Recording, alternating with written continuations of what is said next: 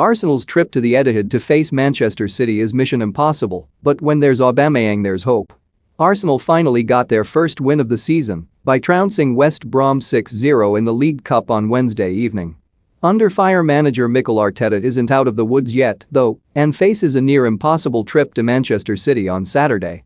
It might even be beyond Hollywood superstar Tom Cruise, who is in the UK currently filming scenes for Mission Impossible 7. Even getting a point at the Etihad is an immeasurably greater challenge than drubbing a championship team's youth squad. Looking at the team sheet at the Hawthorns, there were few familiar names in the Baggies' Zaya's boss Valérien Ismaël handed out 5 debuts. One of the newcomers was Caleb Taylor, the son of Martin, the Birmingham player that broke Eduardo's leg in 2008, proving how young Arsenal's opposition were. The Gunners needed to beat West Brom and, although they can take confidence from the result, still need to do a lot more to turn the tide. Arteta's side shouldn't have given their youthful opponents a sniff at goal but did, with Aaron Ramsdale forced into 3 saves on debut. Their back four of Callum Chambers, Rob Holding, Sead Kolasinac and Nuno Tavares failed to reassure against the novices. Arsenal do have players to come back into the defense, but are they good enough to contain Pep Guardiola's champions?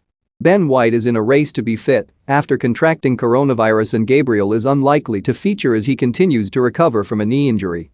Kieran Tierney should return to the side and Hector Bellerin may make a timely comeback from a thigh problem, giving Arteta some welcome selection choices. Perhaps Arsenal's biggest worry is Pablo Mari, who was bullied by Romelu Lukaku and his Chelsea teammates in his last outing. City's lack of a traditional N09 may help the Spanish defender, but he still needs to buck his ideas up and fast if he's to succeed in England. There are also question marks about Martin Odegaard, who looked weak against West Brom during his second debut.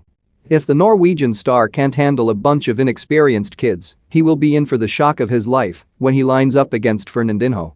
Odegaard's flick to assist Bukayo Saka's goal was delightful and he clearly has the talent, but City might just be a game too early as he continues to get up to speed. The return of Pierre-Emerick Aubameyang offers Gunners fans a glimmer of hope after he showed why he's still one of the best strikers in England at the Hawthorns. The skipper scored a superb hat-trick against the Baggies, positioning himself expertly for his 2 tap-ins before hitting a stunning third. Aubameyang looks hungry and ready to prove a point after a quiet campaign last term, scoring just 10 Premier League goals. Arteta, as City's former assistant, knows what it takes to match the Guardiola's domineering side and has tasked his players to stand up to the challenge.